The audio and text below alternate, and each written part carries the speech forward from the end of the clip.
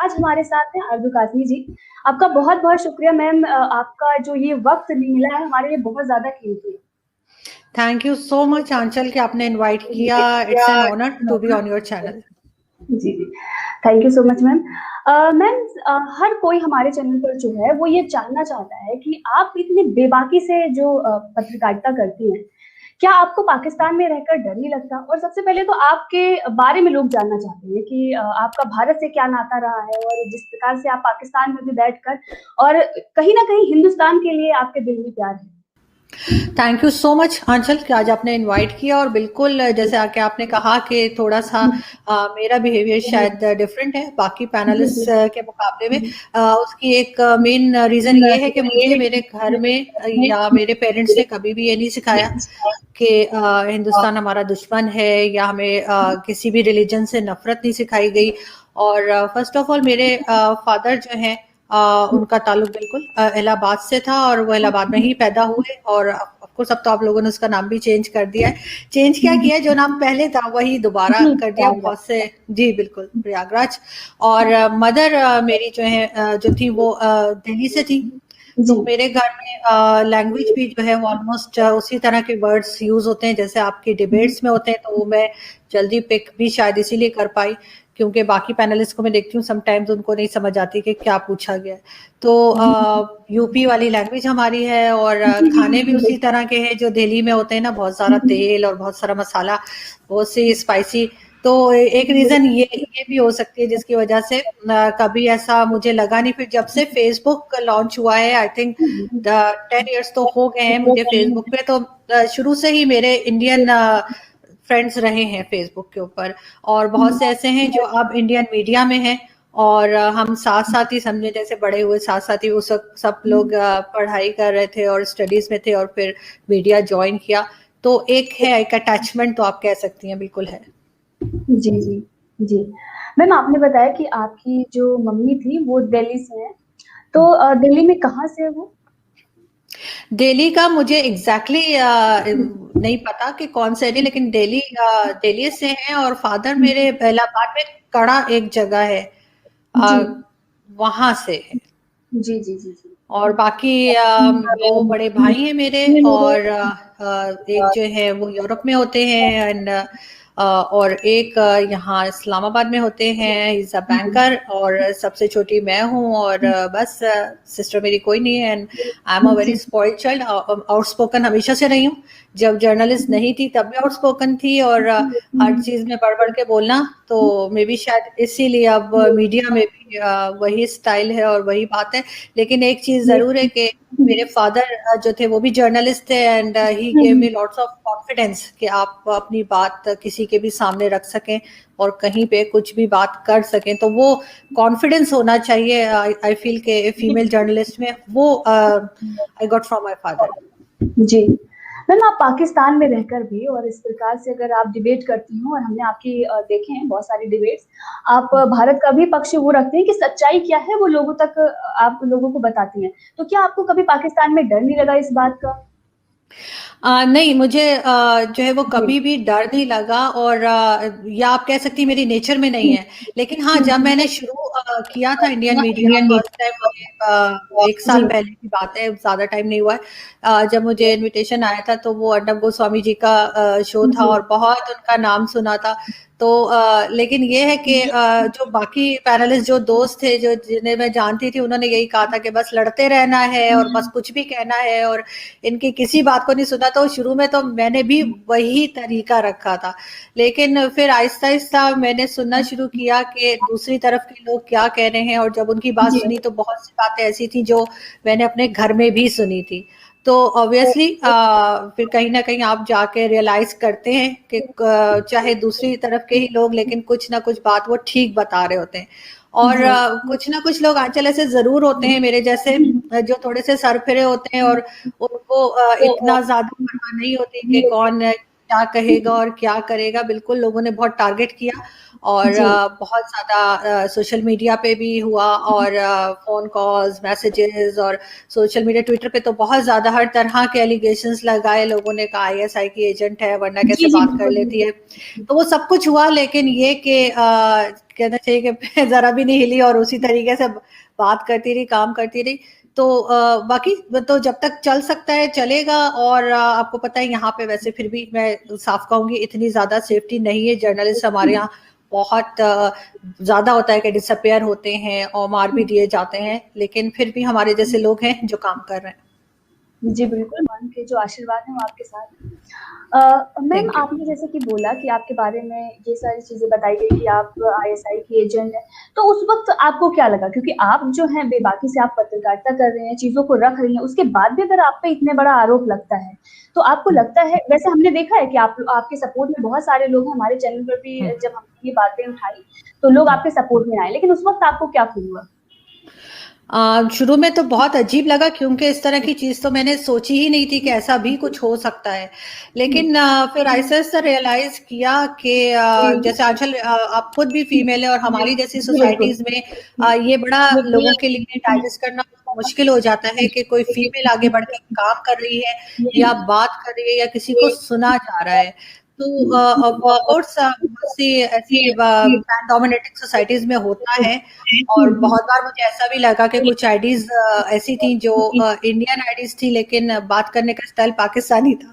तो मुझे लगा कि फेक आईडीज़ से लोगों ने ज़्यादा अटैक किया। फिर आहिस्ता-आहिस्ता दोस्तों ने समझाया कि इससे कोई फ़र्क नहीं पड़ता है और क्योंकि अगर इनमें हिम्मत होती तो ये अपनी ओरिजिनल आईडी से आके बात जी, करते। बिल्कुल। तो जो इतना डर रहा है कि वो अपनी फेक आईडी बना के आपको कुछ कह रहे हैं और फिर जो लोग सपोर्ट कर रहे थे, जैसे आपने खुद भी कहा, जो लोग जी, सपोर्ट कर बिल्कुल। रहे थे तो उनके मुकाबले में जो लोग जी। ट्रोलिंग कर रहे थे, जो लोग पीछे लगे थे, वो 1% भी नहीं बनते थे। तो जी। फिर बस फिर इस तरीके से वो हैंडल हो जाती है चीज़। टाइम होता है, थोड़ा-सा निकल जाता है, लोगों को समझ आ जाती है कि जो लोग ऐसा कर रहे हैं वो बेचारे अपनी फ्रस्ट्रेशन निकाल रहे होते हैं क्योंकि वो कहीं न कहीं अपनी लाइफ में फेलियर देख रहे होते हैं, तो उनको कुछ समझ नहीं आती, तो फिर वो सोचते हैं।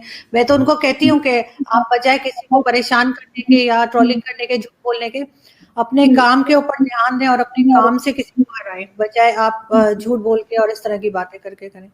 जी, जी।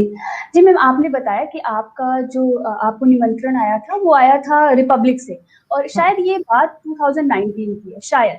हुँ, और जी। उस वक़्त मैं भी कॉलेज में थी और रिपब्लिक पर मैं जाया करती थी उस टाइम वहाँ पर हुँ, थोड़ा-सा मतलब डिबेट वग़ैरह होता था और मैं गई थी उस वक़्त मैंने आपको सुना भी था लेकिन उस जो आप उस वक़्त थी और आज की जो आरज़ू काज़मी है बहुत ज़्यादा बदलाव है। मैंने उस वक़्त भी आपको सुना था और अभी जब मैं आपकी डिबेट देखती हूँ तो बहुत ज़्यादा चेंजेज़ हैं। कमर चीमा साहब तो अभी भी नहीं बदले लेकिन आप बहुत बदल गई हैं। आखिर इस मतलब ये जो बदलाव आया किस कारण से आया? देखिए, सबसे पहले तो ये कि जब आप किसी जगह भी जाते हैं, कुछ भी जॉइन करते हैं, चाहे मीडिया हो कुछ, तो मेरे मेरे हिसाब से आपको किसी की सुननी नहीं चाहिए, जो गलती मैंने की। जी। मैं जो साथ कलीग्स जाते थे, मीडिया कलीग्स और जो फ्रेंड्स जाते थे, हुँ, मैं उन्होंने मुझे एडवाइस किया कि वहाँ जाके आपने लड़ना है और किसी बात पे भी आपने मानना नहीं है। तारिक फ़तेह साहब के लिए भी कहा कि उनको भी आपने लिहाज़ नहीं करना, उनसे भी खूब लड़ना है, उनको हर चीज़ का उल्टा जवाब देना है।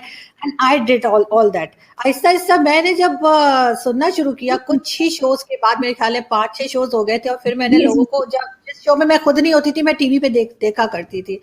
तो वो मैंने जब देखना शुरू किया तो मैंने रियलाइज़ किया कि ये लोग तो वही बात कर रहे हैं जो मेरे घर में मेरे फ़ादर किया करते थे या मैंने अपने जो लोग जर्नलिज़्म में थे क्योंकि मैंने जैसे कहा मेरे फ़ादर भी जर्नलिस्ट थे, वो बातें सुनी थी।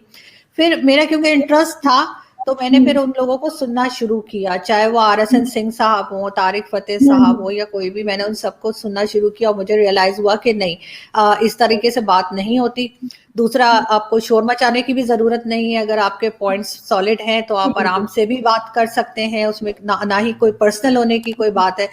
फिर इस तरह से मैंने वो चेंज किया और जो मेरा ओरिजिनल कहना चाहिए जो स्टाइल था मैं उसी में फिर आई। उसके बाद फिर बाकी तो आप जानते हैं कि जिस तरह से, बल्कि फर्स्ट शो में तो ये था कि बिकॉज मुझे बिल्कुल भी ख्याल नहीं था कि मुझे इनविटेशन आएगा, मेरे किसी फ्रेंड ने इंडियन मीडिया को नंबर दिया और फिर उन्होंने कॉल किया, तो आई सेड पहले तो मैं सोचती रही क्योंकि अर्नब गोस्वामी जी को काफी सुना था कि वो बहुत शोर मचाते हैं, तो फिर मैं चली गई। और मैंने, मजे की बात ये कि मुझे उस दिन पता भी नहीं था कि न्यूज क्या चल रही है, तो उन्होंने कहा कि जी कोई कोई मिसाइल था जिसका एक्सपेरिमेंट किया था पाकिस्तान ने, तो मुझे कहने लगे बताइए ये मिसाइल उन्होंने बनाया है और ये दिवाली का पटाखा है और ये है वो है, कि मैं कैसे मतलब हैंडल करूं। लेकिन अब ये कि ऑब्वियसली मुझे अंदाजा है कि क्या बात होती है और किस तरह हैंडल करना है। तो मैं सच बोलती हूँ, किसी को बुरा लगे या अच्छा लगे, बहुत से मेरे पाकिस्तानी पैनलिस्ट और पाकिस्तानी जो दोस्त हैं वो भी नाराज हो जाते हैं समटाइम्स, लेकिन ये कि स्पेशली माइनॉरिटीज के ऊपर मैं कभी भी स्टैंड नहीं लेती और कभी भी किसी किस्म का सपोर्ट नहीं देती। जिस प्रकार से वहाँ पर बैठकर पत्रकारिता कर रही, तो आपके बहुत सारे आसपास हमारे लोग होते हैं, और जब हम इस प्रकार के कार्य कर रहे होते हैं तो वो हमारे आसपास के लोग कहीं न कहीं एक मन मुटाव आता है। तो आपको लगा कि कोई आपके रिश्ते रहे हों जो पहले बेहतर रहे हों और आज के डेट में थोड़ा-सा कुछ गड़बड़ हुआ क्योंकि आप बेबाकी से बातें को रखती हैं? बहुत बार हुआ है, बहुत से लोग ऐसे हैं जिनके साथ अच्छे टर्म्स थे पहले, और उनमें से कई लोग ऐसे भी हैं जो इंडियन मीडिया पर भी आते हैं, लेकिन अब हमारी यह हाल है कि हमने एक दूसरे के नंबर ब्लॉक कर दिए, एक दूसरे को ट्विटर पे ब्लॉक कर दिया है, फेसबुक से निकाल दिया है। तो ऑफ कोर्स क्योंकि उनका पॉइंट ऑफ व्यू कुछ और होता है, मेरा और होता है, लेकिन मैं फिर भी यही कहती हूँ कि हर एक को राइट है कि वो अपना पॉइंट ऑफ व्यू रख सके, और उसमें चाहे किसी का कुछ भी हो तो वो आपको सुनने की आदत डालनी चाहिए, और सुनना जरूरी है, क्योंकि जरूरी नहीं कि सब हमारी ही जैसी बात करें। तो मैं भी सुनती हूँ, लेकिन बहुत दफा ऐसा होता है कि जो दूसरी पार्टी है वो सुनना नहीं चाहती, तो उनको फिर बुरा लगता है, वो समझते हैं कि आप गद्दारी कर रहे हैं, आप ये गलत कर रहे हैं, आप कंट्री के साथ गलत कर रहे हैं। लेकिन मेरा पॉइंट ऑफ व्यू डिफरेंट है। मैं समझती हूँ कि अगर मैं पॉइंट आउट करूंगी किसी बात को तो फिर उस चीज को हम ठीक कर पाएंगे अपनी कंट्री की। जी बिल्कुल, जी बिल्कुल। मैम आप और गौरव आर्या सर, हम देखते हैं जब आप डिबेट करते हो बहुत ही अच्छे से गौरव आर्या सर समझाते हैं और आप बहुत अच्छे से उस बात को स्वीकार भी कर लेते हो। तो ये जो केमिस्ट्री है ना बहुत ही अच्छी लगती है। बहुत सारे हमारे जो व्यूअर्स हैं वो हमेशा पूछते रहते हैं कि मतलब ये जो दोस्ती हुई कैसे हुई और अभी जो इतनी गहरी दोस्ती है, मतलब आप लोग जिस तरीके से डिबेट करते हैं, एक दूसरे को समझते हैं, तो क्या मतलब इसके पीछे क्या रीजन था और कहाँ आप पहली बार मतलब जाहिर सी बात है आप रिपब्लिक में मिले होंगे, लेकिन कैसे क्या चीजें हुई थी? बिल्कुल, आप सही कह रही हैं। फर्स्ट शो से मेरा ख्याल है, फर्स्ट शो में भी मेजर गौरव आर्या थे, और फिर ये कि उनका बात करने का स्टाइल और उनकी चीज को एक्सप्लेन, जो वो क्वेश्चन को करते हैं, जब भी उनसे कोई क्वेश्चन किया जाए तो वो बहुत इजी आसान तरीके में समझाते हैं। वो जैसे कुछ पैनलिस्ट आप देखेंगे जो बहुत मुश्किल से बात करते हैं, तो वो वो भी ठीक रहे होते हैं, लेकिन ऑडियंस को समझने में थोड़ा सा मुश्किल होती है। तो मेजर गौरव की एक ये प्लस पॉइंट है कि वो जो बात भी करते हैं वो थोड़ा इजी वे में करते हैं कि जल्दी लोगों को समझ आ जाती है। बाकी तो चाहे मेजर गौरव हो या कोई भी मीडिया के हो आपके चैनल्स के, तो सबसे जाते जाते एक तरह की दोस्ती हो गई है, और सभी जो हैं वो बहुत रिस्पेक्ट करते हैं, और तो बस यही बात है। और इससे बड़ा अच्छा रहता है, बल्कि मेरे तो ज्यादा इंडियन फ्रेंड्स ज्यादा बन गए अब, इंडियन मीडिया में जा जाके पाकिस्तान से ज्यादा इंडिया में फ्रेंड्स हैं। तो बस यही मैं कह सकती हूँ कि यही बात है। और दूसरा ये कि जाहिर है कि major Gaurav Arya is a famous person, और उनका वही जैसे मैंने कहा कि बताने का स्टाइल बहुत अच्छा है कि जो भी ऑडियंस होती है वो जल्दी उस बात को पिक कर लेती है। हालांकि वो बहुत क्रिटिसाइज करते हैं पाकिस्तान के ऊपर, बट स्टिल आई फील कि पाकिस्तान को उसको नेगेटिव लेने के बजाय उस चीजों के ऊपर काम करना चाहिए, ताकि मेजर गौरव बोल ही ना पाए। अगर हम किसी चीज को गलत बता रहे हैं तो अगर हम उस चीज को ठीक कर लेंगे तो उनके पास कोई रीजन नहीं रह जाएगा कि वो पॉइंट आउट करें। जी। मैम आपके जो फैन फॉलोइंग है, जिस तरीके से हमने देखा कि इंडिया में ज्यादा है, तो उन लोगों के लिए आप क्या कहना चाहेंगे? उनके लिए मैं सबसे पहले तो उनका बहुत थैंक यू सो मच मैं बोलूँगी कि बहुत शुक्रिया आप लोगों का कि आपने पसंद किया। और बाकी यही कि ऑफ कोर्स समटाइम्स मैं क्रिटिसाइज भी करती हूँ, और मैं इंडियन गवर्नमेंट को भी क्रिटिसाइज करती हूँ कभी, बिल्कुल ऐसे ही जैसे मैं अपनी गवर्नमेंट को करती हूँ, बल्कि अपनी गवर्नमेंट को तो ज़्यादा मैं किया करती हूँ। तो और बिल्कुल हमारी ऑडियंस बहुत अच्छी है, और बहुत रिस्पेक्ट देती है, और बहुत अच्छे समटाइम्स कमेंट्स आते हैं जो बहुत एडवाइस भी करते हैं, इसको बुला लें, उनको बुला लें, उनको बुला लें, तो वो भी अच्छा लगता है। और पीपल आर जस्ट बहुत अच्छे लोग हैं इंडियन साइड पे। और पहले हमें ऐसा नहीं लगता था क्योंकि हमारी इंटरेक्शन नहीं थी, लेकिन अब जैसे जानती हैं इंडियन मीडिया हो या यूट्यूब, उसके जरिए जब लोगों में इंटरेक्शन हुई है तो पता चला कि उस तरह की नेगेटिविटी या नफरत नहीं है जो लोग पहले सोचा करते थे। जी, जी। मैम एक सवाल है, आरिफ अज़ाकिया जी ने आपके बारे में ये चीज़ें कही हुई हैं कि आईएसआई के एजेंट हैं, तो मतलब आप उस वक़्त उनको मतलब कैसे देखते हैं? क्या आप उनके साथ कभी डिबेट पर आएँगे, अगर हम आपको इनवाइट करें? नहीं, उनको कुछ मिसअंडरस्टैंडिंग हो गई थी और होना ये चाहिए था कि अजाकिया जी मुझे कॉल करते, मुझसे पूछ लेते तो ज्यादा अच्छा होता, बजाय उन्होंने उसके जो है डायरेक्ट वीडियो बना के और डाल दी और कह दिया। Otherwise is a wonderful person और उनकी वीडियोस भी बहुत अच्छी होती है और बात भी बहुत दबंग तरीके से करते हैं। और व्हाई नॉट, अगर वो कभी किसी शो में होंगे, मेरे साथ आना चाहेंगे या कोई इनवाइट करेगा तो मैं जरूर करूंगी। और मुझे उनसे कोई प्रॉब्लम नहीं है, कोई शिकायत नहीं है।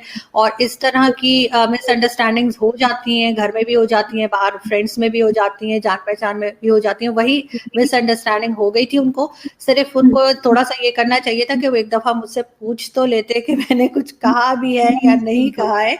और उन्होंने बैठे बैठे, क्योंकि बहुत से लोग मुझे रॉ के एजेंट कहते हैं और बहुत से मुझे आईएसआई के एजेंट कहते हैं, और कि वो इतनी इंटेलिजेंट मैं नहीं हूँ कि मुझे कोई दोनों एजेंसीज मुझे रखे।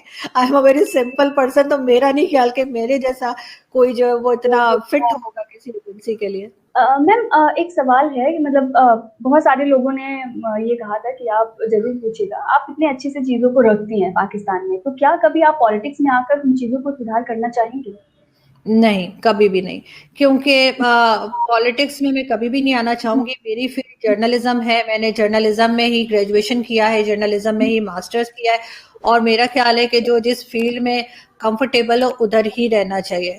और बाकी ये कि बिल्कुल हम जैसे आवाज उठाते हैं, हम उठाते रहेंगे, चाहे वो यहाँ की पॉलिसीज हो या कुछ भी। उसके ऊपर बात करना जो है वो भी एक काफी जैसे कहना चाहिए कि इम्पोर्टेंट चीज है। तो मेरा नहीं ख्याल कि मैं कभी भी पॉलिटिक्स में आऊंगी।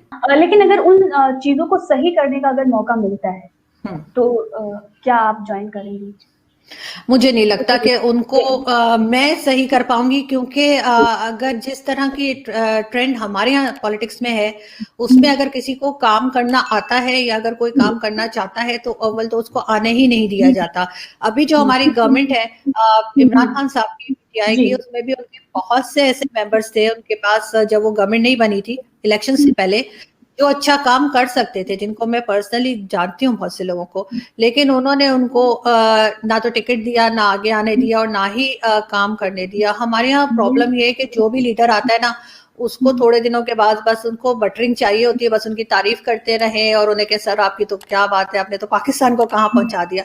तो वो वाली चीज तो मैं कर नहीं पाऊंगी। और ऑफ कोर्स अगर मैं काम करने की कोशिश करूंगी भी तो मुझे पीछे की तरफ धकेला जाएगा, मुझे हटा दिया जाएगा। तो फिर आई डोंट थिंक कि मुझे उसमें जाना चाहिए। मैं जिधर हूँ और जो काम कर रही हूँ, अगर मैं पॉइंट आउट ही कर रही हूँ चीजों को, तो अगर इनके अंदर हौसला है तो ये उसके ऊपर काम करें, बजाय ये जो है सिर्फ और सिर्फ यहाँ पे जैसे आप जानती हैं कि सिर्फ और सिर्फ ब्लेम गेम चलता है। तो वो नहीं होना चाहिए। गवर्नमेंट को काम करना चाहिए और गवर्नमेंट और जो पॉलिटिशियंस हैं वो अपने काम करें, और जो जर्नलिस्ट का काम है वो मैं कर रही हूँ। जी, बिल्कुल। मैम हम लोग बहुत कोशिश करते हैं, लेकिन आपको क्या लगता है कि भारत और पाकिस्तान के रिश्ते कभी सुधर सकते हैं? जिस दिन यहाँ के पॉलिटिशियन सुधर गए उस दिन रिश्ते भी सुधर जाएंगे। जिस दिन वो लोग सुधर गए जिनको झगड़ा होने से फायदा है, जिनका जैसे कहना चाहिए जब बजट आता है तो उनको उसमें से ज्यादा हिस्सा दिया जाता है, और चाहे वो डिफेंस बजट हो या कुछ भी, जिस दिन उस चीज के ऊपर कंट्रोल कर लिया पाकिस्तान ने कि डिफेंस बजट नहीं बढ़ाना और डिफेंस के ऊपर कम खर्चा करना है, तो उस दिन हालात सुधर जाएंगे। लेकिन जब तक ये जो हथियार बेच रहे हैं, चाहे वो यूरोपियन कंट्रीज हो या कोई भी, वो भी कभी ये नहीं चाहेंगे कि इंडिया और पाकिस्तान की जो है वो रिलेशंस अच्छे हों। तो जब तक ये एक तरह के सौदागर बैठे हुए हैं, अभी तक जो ये बिजनेसमैन मैं कहूंगी बैठे हुए हैं, जब तक तो मुझे कुछ ऐसा लगता नहीं। लेकिन हमारे जैसे लोग थोड़ा बहुत तो कोशिश कर रहे हैं कि पीपल टू पीपल कांटेक्ट हो और कुछ बेहतरी की तरफ जाए। मैम आप मतलब वहाँ पर जब आप पत्रकारिता करते हो और इमरान खान सरकार के खिलाफ भी बोलते हो, तो क्या कभी गवर्नमेंट ने आप पर मतलब कोई रोक-टोक लगाई हो या फिर कुछ ऐसी चीज़ें हैं?